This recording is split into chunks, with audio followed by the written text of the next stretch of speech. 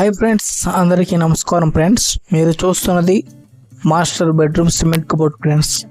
అయితే మీకు ఈ వీడియో నచ్చితే లైక్ చేయండి ఫ్రెండ్స్. ఫస్ట్ ఆ తర్వాత సబ్స్క్రైబ్ చేసుకోండి తప్పకుండా. ఎందుకంటే మీరు లైక్ చేసుకుంటే తెలియని వాళ్ళకి కూడా మరికొందరికి ఈ వీడియో అనేది షేర్ అవుతాయి. సో తప్పకుండా మీరు లైక్ చేస్తే, సపోర్ట్ చేస్తే ఇంకా ఇలాంటి మరిన్ని వీడియోలు తీయగలుగుతాను. ఓకే ఫ్రెండ్స్, ఈ వర్క్ ఎలా చేస్తానో, ఏ విధంగా చేస్తానో, ఏ మెటీరియల్ వాడామో, దీనికి ఎలా మెత్తామో, మాలో ఎలా స్టీల్ రాడ్ అనేది కట్టామో కంప్లీట్ వర్క్ దీంట్లో ఉంటుంది. సో లాస్ట్ ఎవరి వరకు చూడండి, వీడియో చూస్తే మీకు అర్థమవుద్ది. ఓకే ఫ్రెండ్స్, ఇప్పుడు మనం వీడియోలోకి వెళ్తాం.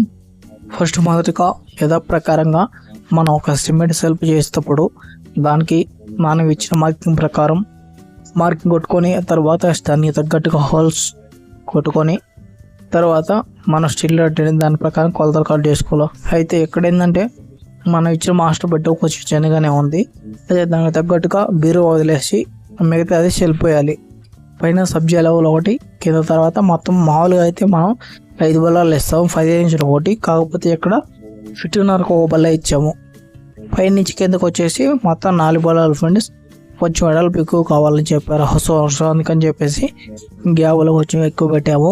అయితే మనకి 5 బల్లాలు వచ్చాయి. 5 బల్లాల్లో కూడా 1.5 గ్యాప్ ఉంటుంది.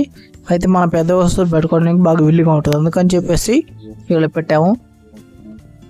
ఇప్పుడు మనం స్టీల్ రాడ్ మొత్తం కట్టిన తర్వాత మెత్తడం స్టార్ట్ చేస్తాం ఫ్రెండ్స్.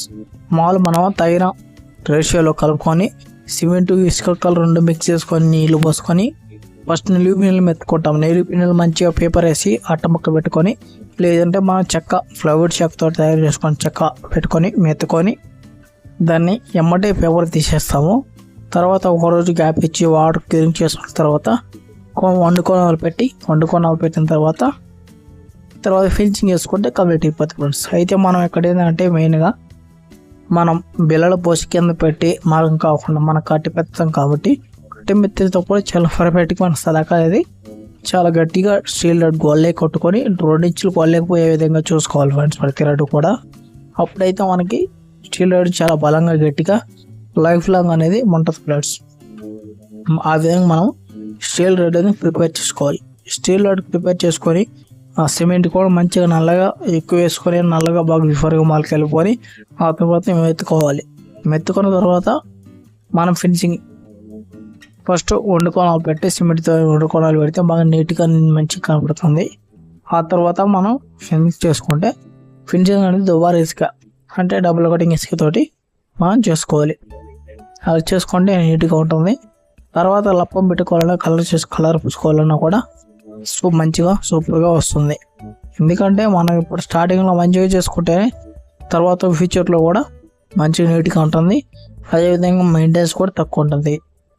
వుడ్ కబోర్డ్ కంటే కూడా ఈ సిమెంట్ కబోర్డ్ అనేది చాలా నీట్గా రఫ్ అండ్ టఫ్గా చాలా మంచిగా ఉంటుంది.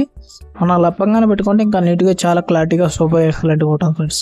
అట్లా ఈ విధంగా మెదిన తర్వాత చేసుకుంటే సూపర్గా ఉంటుంది. తర్వాత ఫినిష్ చేసుకునే విధానాన్ని బట్టి ఉంటుంది ఫ్రెండ్స్.